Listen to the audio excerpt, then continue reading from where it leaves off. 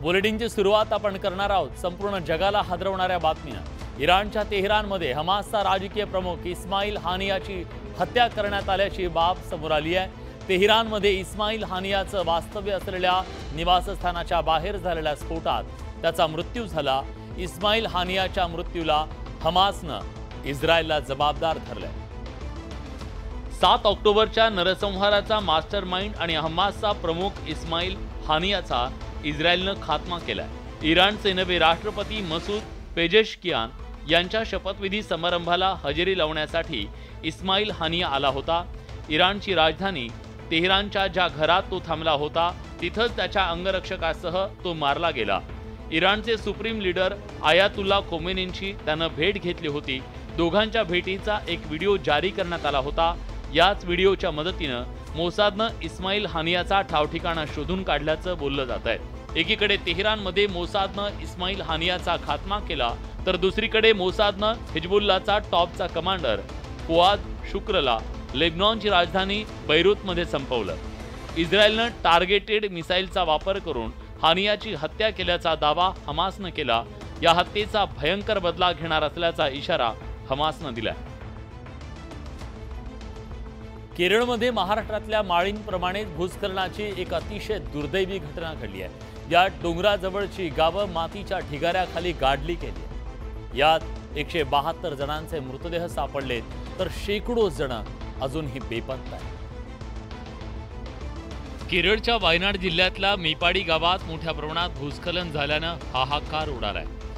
भूस्खलनाच्या घटनेनंतर एनडीआरएफ आणि स्थानिक प्रशासनाकडून युद्ध पातळीवर बचाव कार्य सुरू आहे। लष्कर आणि हवाई दलानंतर आता नौदलाकडून वायनाडमध्ये मदत आणि बचाव कार्य केले जात आहे। चुरलमल्ला, अट्टामल्ला, नुलपुझा, मंडकाई या गावांना सर्वाधिक फटका बसलाय। वेगानं बचाव कार्य करण्याचा प्रयत्न असल्याचं केरळच्या मुख्यमंत्र्यांनी म्हटलंय। केंद्राकडूनही वायनाडला सर्वतोपरी मदत करण्याचं आश्वासन देण्यात आलंय। धस जा रहे हैं और तो उधर मूवमेंट में थोड़ी दिक्कत आ रही है, लेकिन इक्विपमेंट है और जवान सारे तैयार हैं इसके लिए। मुसळधार पाऊस आणि खराब हवामानामुळे बचाव कार्यात अडथळे येत आहेत। या अडथळ्यांवर मात करत बचाव पथकाकडून मदत आणि बचाव कार्य केलं जात आहे। वादग्रस्त प्रशिक्षणार्थी IAS अधिकारी पूजा खेडकर यांना UPSCनं मोठा दणका दिलाय। UPSCनं त्यांची उमेदवारी रद्द केली आहे। तसंच UPSCनं पूजा खेडकर यांना भविष्यातील सगळ्या परीक्षा आणि निवडींमधून काढून टाकलं। गेल्या महिन्याभरात विविध कारणांमुळे चर्चेत आलेल्या IAS प्रशिक्षणार्थी पूजा खेडकर यांची उमेदवारी UPSCनं रद्द केली आहे। त्याचप्रमाणे त्यांना भविष्यातल्या UPSCच्या कोणत्याही परीक्षा देता येणार नाहीत। पूजा खेडकर या CSE 2022 नियमांचं उल्लंघन केल्याबद्दल UPSCला दोषी आढळल्या। खोट्या प्रमाणपत्रासह परीक्षा नियमांमध्ये छेडछाड केल्याप्रकरणी पूजा खेडकर यांना कारणे दाखवा नोटीस बजावण्यात आली होती। या नोटीसीला पूजा खेडकर यांनी 25 जुलै 2024 पर्यंत उत्तर देणं अपेक्षित होतं। मात्र पूजा खेडकर यांनी 4 ऑगस्ट 2024 पर्यंत आणखी वेळ वाढवून देण्याची विनंती केली। त्यांना 30 जुलै 2024 रोजी दुपारी 3:30 वाजेपर्यंत वेळ वाढवून देण्यात आला। मुदतवाढ देऊनही त्यांनी विहित वेळेत त्यांचं स्पष्टीकरण सादर करू शकला नाहीत। CSE 2022 नियमाच्या तरतुदीचं उल्लंघन केल्याबद्दल पूजा खेडकर दोषी आढळल्यात। UPSCला पूजा खेडकर यांचं प्रकरण वगळता इतर कोणत्याही उमेदवारानं CSE नियमानुसार परवानगीपेक्षा जास्त प्रयत्नांचा लाभ घेतल्याचं आढळलं नाही। पूजा खेडकर यांच्या अटकपूर्व जामीन अर्जावर दिल्लीच्या पटियाला हाऊस कोर्टात सुनावणी झाली। या सुनावणीच्या वेळी पूजा खेडकर यांच्या वकिलांसह सरकारी वकील आणि UPSCच्या वकिलांनी आपापल्या बाजूने जोरदार युक्तिवाद केला। पूजा खेडकर अटकपूर्व जामीन अर्जावर दिल्लीचं पटियाला हाऊस कोर्ट उद्या 4 वाजता आपला निकाल देणार। पूजा खेडकर या 47% दिव्यांग आहेत। दिव्यांग प्रमाणपत्र एम्सच्या बोर्डानं दिलंय। त्यात फ्रॉड काय, लैंगिक छळाची तक्रार दिली म्हणून आपल्या आशिला विरोधात हे केलं जात आहे असा युक्तिवाद पूजाच्या वकिलांनी केला। त्यानंतर सरकारी वकिलांनी यावेळी अटकपूर्व जामिनाला विरोध केला। 2021 मध्ये त्यांना वैद्यकीय तपासणीला सामोरं जायला सांगितलं, त्यांनी ते थांबवलं। पूजा खेडकरला अटकपूर्व जामीन मिळाला तर ती चौकशीला सहकार्य करणार नाही। पूजा खेडकर यांना पूर्ण माहिती होती की त्या फसवणूक करतायत असा युक्तिवाद सरकारी वकिलांनी केला। UPSCच्या वकिलांनी पूजा खेडकरच्या अटकपूर्व जामिनाला विरोध केलाय। फक्त पूजाचं नाव बदललं गेलेलं नाहीये, तिच्या वडिलांचं नाव तिनं सातत्यानं बदललंय। तिला तो करायचा अधिकार आहे का? तिच्या आईचं नावही तिने बदललंय. तिने संपूर्ण व्यवस्थेसोबत फ्रॉड केलाय. एका प्रामाणिक उमेदवाराची संधी हिरावून घेतली आहे. तपास प्रक्रिया सुरू करावी लागेल, त्यासाठी चौकशी करावी लागेल, असं UPSCच्या वकिलांनी म्हटलंय. सोशल मीडियावरची मस्करी मैत्रिणीच्या अक्षरशः जीवावर बेतल्याचा प्रकार साताऱ्यात समोर आला. इंस्टाग्रामवर मुलाच्या नावे एक बनावट अकाउंट बनवण्यात आलं. मैत्रिणीची त्यातून फसवणूक करण्यात आली आणि या प्रकारातून एका तरुणीनं आत्महत्या केली. सध्याच्या जमान्यात तरुणाईला सोशल मीडियाचं व्यसन लागलंय. सोशल मीडियावर एका मैत्रिणीनं दुसऱ्या मैत्रिणीशी केलेली मस्करी एकीच्या जीवावर बेतल्याचा धक्कादायक प्रकार साताऱ्यातल्या वठार भागात घडलाय. सोशल मीडियाच्या माध्यमातून मैत्रिणीनं मैत्रिणीची चेष्टा करायचं ठरवलं. दुसऱ्या मैत्रिणीनं मुलाच्या नावानं इंस्टाग्रामवर खोटं अकाउंट बनवलं. या मुलाच्या अकाउंटवरून मैत्रिणीशी संवाद साधत होती. मुलाच्या नावानं गप्पा मारून प्रेमाच्या जाळ्यात ओढलं गेलं. अकाउंट बनवलेल्या मुलाचा मृत्यू झाल्याचा मैत्रिणीनं बनाव रचला. धक्का सहन न झाल्यानं विरहातून मुलीनं गळफास घेऊन आत्महत्या केली. माहिती प्राप्त झाली की तो युजरनेम आणि त्याच्यासोबत अजून काय 4-5 युजरनेम होते. ते सगळे युजरनेम ह्या मैत्रिणीची एक मैत्रीण आहे ती वापरत होती. सोशल मीडिया काळजीपूर्वक वापरावा, तसंच पालकांनी आपल्या मुलांकडे लक्ष द्यावं, असं आवाहन पोलिसांनी केलंय. सोशल मीडिया फक्त व्हर्च्युअल नसून हा अस्तित्वात याचे बरेच परिणाम असतात. या प्रकरणी आत्महत्येला प्रवृत्त केल्याचा गुन्हा मैत्रिणीवर दाखल करण्यात आलाय. उरणमधल्या यशस्वी शिंदे हत्या प्रकरणातील आरोपी दाऊद शेखला मंगळवारी कर्नाटकमधल्या गुलबर्गा इथून बेड्या ठोकण्यात आल्या. अटकेनंतर मंगळवारी आरोपीला उरणमध्ये आणण्यात आलं. त्यानंतर लगेचच आरोपीला उरण कोर्टात हजर करण्यात आलं. आरोपी दाऊद शेखला कोर्टानं 7 दिवसांची पोलीस कोठडी सुनावली आहे. दाऊद शेख विरोधात हत्या आणि अॅट्रॉसिटीचा गुन्हा दाखल करण्यात आला. या प्रकरणात दाऊदनं आपल्या गुन्ह्याची कबुली दिली आहे. आरोपीनं यशस्वीची निर्घृणपणे हत्या का केली याची कारणं देखील सांगितली आहेत. सध्या तरी कसं दिसतंय की संपर्कामध्ये होती किंवा हा मुलगा संपर्क साधण्याचा प्रयत्न वारंवार त्या मुलीला करत होता किंवा तिकडनं तो भेटायला. आरोपी दाऊद शेख आणि यशस्वी शिंदे एकमेकांना अनेक वर्षांपासून ओळखत होते. उरणमध्ये दोघी एकाच परिसरात राहायचे. शालेय जीवनापासून दोघांची मैत्री होती. दोघांमध्ये प्रेमाचे संबंध होते अशी माहिती समोर आली आहे. आरोपी दाऊदनं लग्नासाठी यशस्वीकडे तगादा लावला होता. लग्न करून बंगळुरूला स्थायिक होण्यासाठी दाऊद मागे लागला होता. मात्र यशस्वीनं लग्नाला नकार दिला. 25 जुलैला दाऊद यशस्वीला भेटण्यासाठी आला. त्यावेळी दोघांमध्ये कडाक्याचं भांडण आणि वाद झाला. या वादातून त्यानं हत्या केल्याची कबुली आरोपी दाऊद शेखनं दिली आहे. विधानसभा निवडणुकांच्यासाठी ठाकरे गटानं जोरदार तयारी सुरू केली आहे. याच पार्श्वभूमीवर ठाकरे गटाच्या पदाधिकाऱ्यांचा मेळावा मुंबईतल्या रंगशारदा सभागृहात पार पडला. यावेळी उद्धव ठाकरेंनी सत्ताधाऱ्यांवर जोरदार तोफ डागली. ठाकरे पिता पुत्रांना अडकवण्यासाठी फडणवीस यांनी दबाव आणल्याचा आरोप माजी गृहमंत्री अनिल देशमुखांनी केला. त्यावरून ठाकरेंनी फडणवीस यांना ओपन चॅलेंज दिलंय. अनिल देशमुखांनी सांगितले की कसं मला आणि आदित्यला तुरुंगात टाकण्यासाठी या फडणवीसाचे डाव होते. सगळं मी सहन करून तू तरी राशील तर मी तरी राहील. लोकसभा निवडणूक निकालाचा उल्लेख करत ठाकरेंनी पंतप्रधान मोदींवर निशाणा साधलाय. मोदींना सुद्धा आपण जो घाण फोडलाय. माझं तर म्हणणं आहे मोदींनी आता यावेळेला सुद्धा विधानसभेच्या वेळेला प्रचाराला आलंच पाहिजे. बघा तुम्हाला आणखी मोदी आहे ना ती सुद्धा तुमची सगळी काढून तुम्हाला पाठवली. यावेळी ठाकरेंनी मुख्यमंत्री एकनाथ शिंदेंवरही हल्लाबोल केलाय. आपले बूटसाठी लाचार त्यांना कळत नाही ते खुर्चीसाठी आईच्या खुशीवरती वार करतायत. ठाकरेंनी पंतप्रधान मोदी आणि फडणवीस यांच्या विरोधात थेट आरपारची भूमिका घेतली आहे. त्यामुळे आगामी काळात ठाकरे गट आणि भाजपमधला संघर्ष आणखी तीव्र होण्याची चिन्ह आहेत. मुंबईत ठाकरे गटाच्या पदाधिकाऱ्यांचा मेळावा पार पडला. यावेळी उद्धव ठाकरेंनी विधानसभा निवडणुकांच्या अनुषंगानं कार्यकर्त्यांमध्ये उत्साह निर्माण करण्याचा प्रयत्न केला. ठाकरेंनी पंतप्रधान मोदी आणि उपमुख्यमंत्री फडणवीस यांना ओपन चॅलेंज दिले. एकतर फडणवीस राहतील किंवा मी राहीन असं चॅलेंज ठाकरेंनी दिलं. तसंच मोदींची गुर्मी उतरवली. त्यांनी विधानसभेला प्रचाराला यावं असं आव्हान ठाकरेंनी दिलं. ठाकरेंच्या या टीकेनंतर भाजपनं आक्रमक भूमिका घेतली आहे. या टीकेला भाजप नेत्यांनी प्रत्युत्तर दिलंय. असा त्या ठिकाणी तुम्हाला जनता सबक शिकवेल. तुम्ही ज्या स्तराला उतरल्यात जर त्याची भाषा करताय जनता तुम्हाला मताच्या रूपाने झोडपल्याशिवाय राहणार नाही. मोदीजींना गाडू ही भाषा बोलणारे तुम्ही प्रत्यक्षरित्या ISI, सिमी आणि PFI यांच्या मागणीला दुजोरा देत आहे. नाक्यावरची भाषा त्या ठिकाणी अशीच करत राहा आणि लोक तुम्हाला विधानसभेमध्ये या सगळ्या गोष्टींची व्याजासहित परतफेड करतील. त्यामुळे विधानसभेच्या तोंडावर ठाकरे भाजपमध्ये राजकीय सामना सुरू झाल्याचं पाहायला मिळत आहे. माजी मुख्यमंत्री उद्धव ठाकरेंनी सत्ताधाऱ्यांवर जोरदार हल्लाबोल केला. मुंबईतील पदाधिकाऱ्यांच्या मेळाव्यामध्ये ठाकरेंनी विविध मुद्द्यांवरून सत्ताधाऱ्यांचा समाचार घेतला.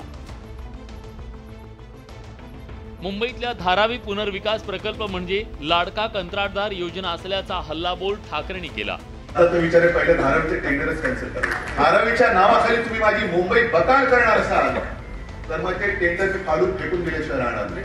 सत्तेत आल्यानंतर MMRDA बंद करू अशी घोषणा ठाकरेंनी केली. आपली सत्ता आल्यास महायुतीचे तिन्ही नेते आपापल्या गावी जातील असं म्हणत ठाकरेंनी टीका केली आहे. MMRDA सुद्धा आता मुंबईत गरज काय आणि म्हणून मी जे काय म्हणतो जसं धारावीचे टेंडर बद्दल बोलतो तसं आपली सत्ता आल्यानंतर MMRDA सुद्धा मी रद्द केल्याशिवाय राहणार नाही. ही शिवसेनेच्या अस्तित्वाची लढाई नसून मुंबईच्या अस्तित्वाची लढाई असल्याचं ठाकरे म्हणाले.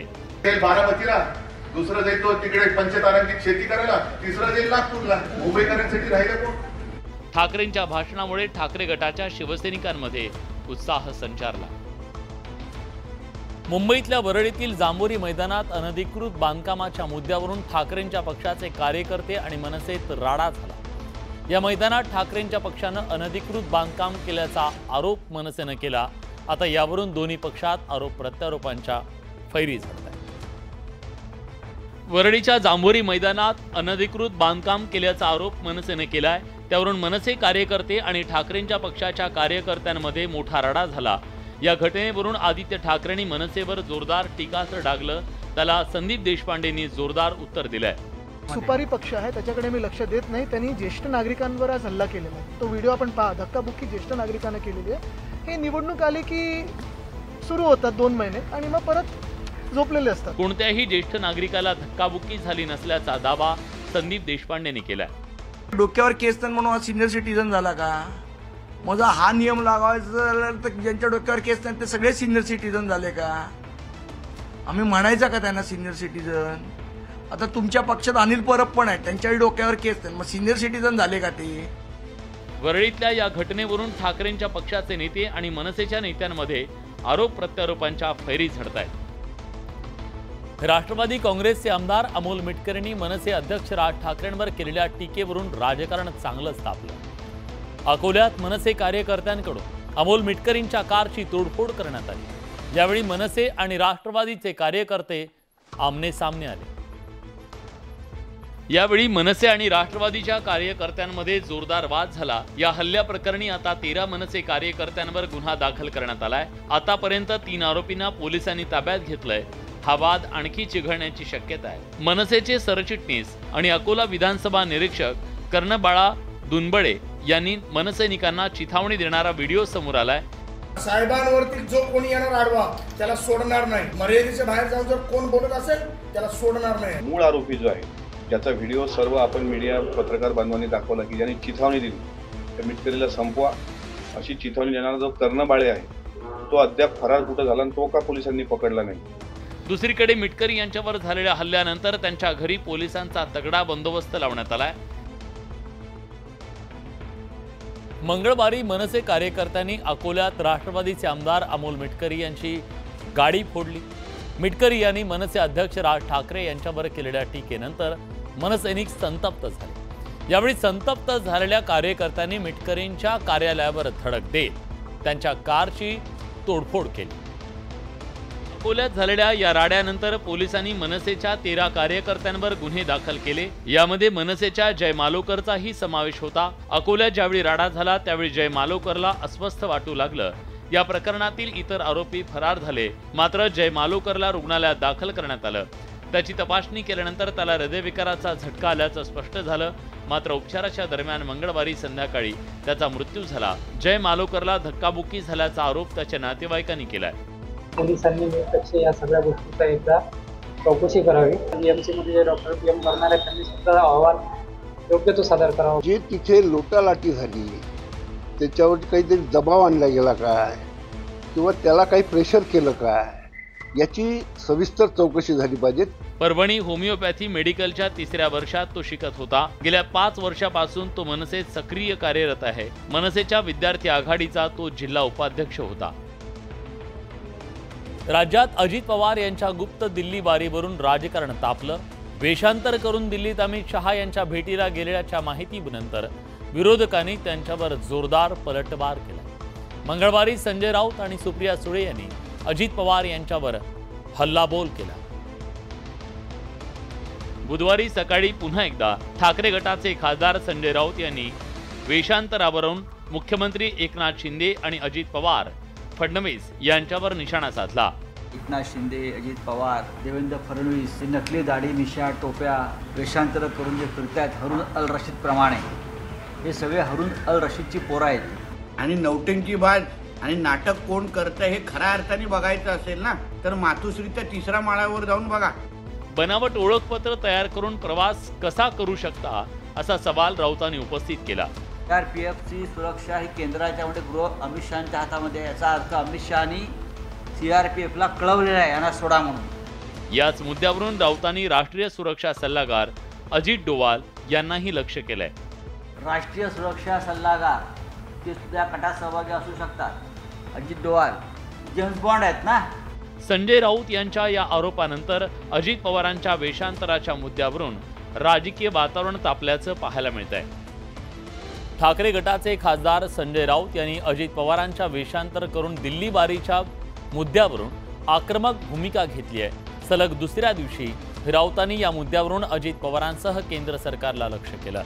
यावेळी संजय राऊत यांनी अजित पवारांच्या राष्ट्रवादीचे प्रदेशाध्यक्ष सुनील तटकरे यांच्यावरही हल्लाबोल केला. सुनील तटकरे फिरता रंगमंच असून अजित पवारांना अडचणीत आणायचं काम फिरत्या रंगमंचानं केल्याचा हल्लाबोल खासदार संजय राऊत यांनी केला. गद्दारानं उगाच स्वाभिमानी आणि इमानीचा आव आणून फिरू नये असंही राऊत म्हणाले. राऊतांच्या या टीकेला तटकरेंनीही उत्तर दिलंय. सुनील तटकरे हा एक फिरता रंगमंच आहे. मी आज म्हटलंय की काल अजित पवार यांना अडचणीत आणण्याचं काम या फिरत्या रंगमंचाने केलेलं आहे. गद्दारी कुणी केली महाराष्ट्राच्या जनतेशी 2019 सालामध्ये, आणि त्या गद्दारीचे शिलेदार कोण होते, सरदार कोण होते हे सर्वांना नक्की माहिती आहे. उद्धव ठाकरे नावाचा एक भैरुपिया बसलेला आहे, ते फिरतं नाट्य मंडळच आहे. विधानसभा निवडणुकांच्या तोंडावर राऊतांनी अजित पवारांसह राष्ट्रवादीच्या नेत्यांना घेरलंय. त्यावरून राऊत आणि राष्ट्रवादीच्या नेत्यांमध्ये जुंपल्याचं दिसतंय. मुंबईत राहणारा चाकरमानी कोकणात गणेशोत्सवासाठी आवर्जून जातो. रेल्वेचं आरक्षण यापूर्वीच फुल झालंय. आता गणेशोत्सवाच्या काळात कोकणात जाणाऱ्या चाकरमान्यांसाठी ST धावून आली. कोकणात गणेशोत्सवासाठी जाणाऱ्या चाकरमान्यांसाठी ST महामंडळानं यंदा 2 सप्टेंबर ते 17 सप्टेंबर दरम्यान 4300 जादा बसेस सोडण्याचा निर्णय घेतलाय. 2 सप्टेंबरपासून मुंबई, ठाणे, पालघरमधल्या प्रमुख बस स्थानकांमधून या जादा बसेस सोडण्यात येणार आहेत. गेल्या वर्षी 3500 बसेस सोडण्यात आल्या होत्या. यंदा मागणी वाढल्यानं त्यात 800 बसेसची वाढ करण्यात आली आहे. या बसेसच्या आरक्षणासाठी npublic.msrtcors.com या संकेतस्थळावर उपलब्ध करून देण्यात आले असून सदर बसेसचं आरक्षण बसस्थानकावर किंवा महामंडळाच्या MSRTC बस रिझर्वेशन ॲपद्वारे उपलब्ध होणार आहे. व्यक्तिगत आरक्षणाबरोबर गट आरक्षणामध्ये अमृत ज्येष्ठ नागरिकांना 100%, ज्येष्ठ नागरिकांना महिलांना 50% तिकीट दरात सवलत दिली जाते. ST महामंडळानं यंदा 2 सप्टेंबर ते 17 सप्टेंबर दरम्यान 4300 जादा गाड्या सोडण्याचा निर्णय घेतलाय.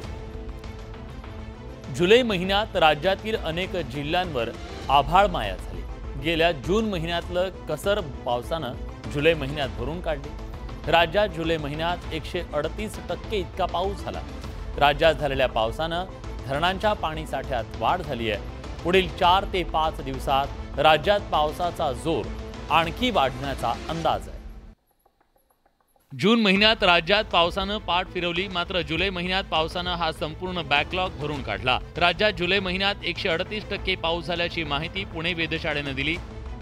कोकणात सर्वाधिक पाऊस झालाय. कोकणात सरासरीच्या 41% जास्त मध्य महाराष्ट्रात सरासरीच्या 45% जास्त, मराठवाड्यात सरासरीच्या 27% जास्त, तर विदर्भात सरासरीच्या 36% जास्त पावसाची नोंद झाली आहे. संपूर्ण राज्यात पुढील 4 ते 5 दिवस पावसाचा जोर कायम राहणार असल्याची माहिती वेधशाळेने दिली आहे. म्हणजे सर्वसाधारणतः संपूर्ण राज्यामध्ये आपण जर का बघितलं तर पाऊस लार्ज एक्सेस, ज्याला आपण कॅटेगरीमध्ये एक्सेस किंवा लार्ज एक्सेस पाऊस जो आहे तो आपल्याकडे झालेला आहे. राज्यात जुलै महिन्यात काही भागात दमदार पाऊस झाला असला तरी मराठवाडा आणि मध्य महाराष्ट्र, पश्चिम महाराष्ट्रातल्या अनेक जिल्ह्यात दमदार पावसाची प्रतीक्षा आहे. पुढील काळात संपूर्ण राज्यात दमदार पाऊस व्हावा हीच अपेक्षा. तर या होत्या दिवसभरातल्या सगळ्या महत्त्वाच्या बातम्या, दमदार बातम्या. दमदार 10 या बुलेटिनमध्ये आपण इथेच थांबतोय. ताज्या घडामोडींसाठी बघत रहा न्यूज 18 लोकमत.